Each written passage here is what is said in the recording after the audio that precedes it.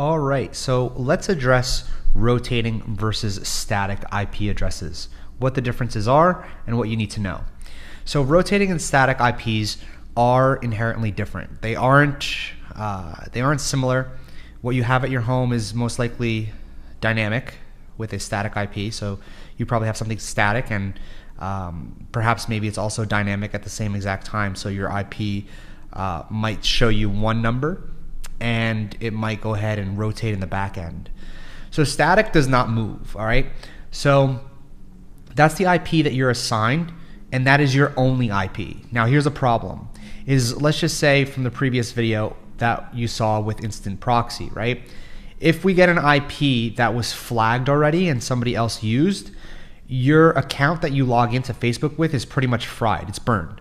So you have to kind of cross your fingers and hope that you get a unique IP and that it won't be flagging the account.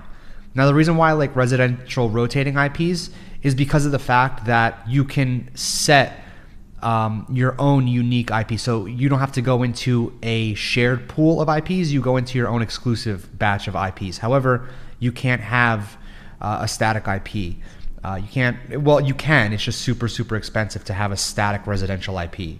So a rotating IP, you're constantly in a group of cycled IPs that get mixed around between 2 to 50 or more IP addresses in a geographical region.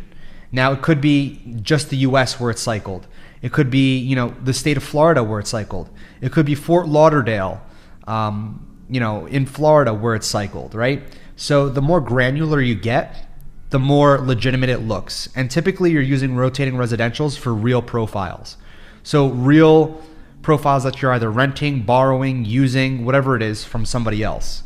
So those are the best kind of profiles that you can get, all right? So what I'm gonna tell you is that Facebook looks at this in a certain way. Now in Facebook's eyes, you're not always logging in from the one exact place at all given times around the world basically. So let's just say I'm in Florida, right? And I'm in Fort Lauderdale, that's the city in Florida.